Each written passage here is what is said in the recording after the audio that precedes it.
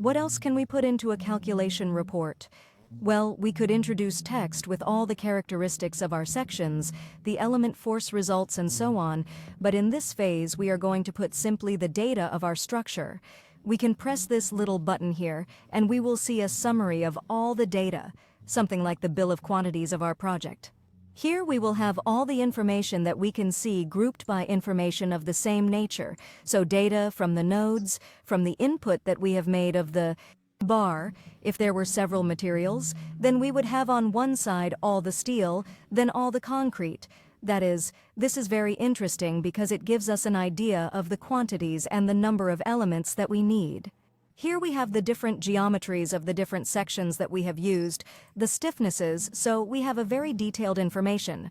Now we can put everything into a report or select what we want to put in and what we don't want to put in. That's quite obvious. For visualization purposes, I really like, even if we don't put it into the report, to use this button here, the one to preview the page, because at a glance you see all the data of your structure, and the same thing happens with the results.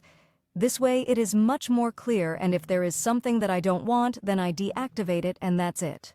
Once we have visualized everything we have introduced, we can put it in our report. Then we press this button to create the print entry, or alternatively we can press F11. We say that we want to put everything in our report. We press OK, and finally, we leave.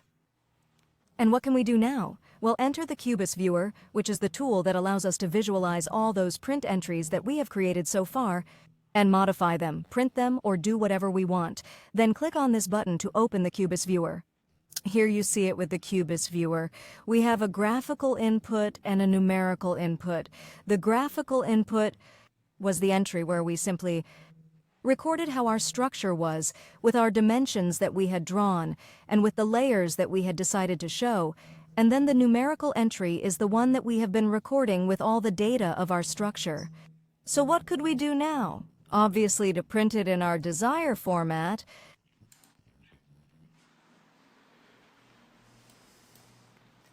for example in a PDF. We can visualize the PDF that we have created, and as you can see, there is a very clean output, very easy to follow. It is one of the strong points of Cubus, the numerical output that we have and the reports that it generates.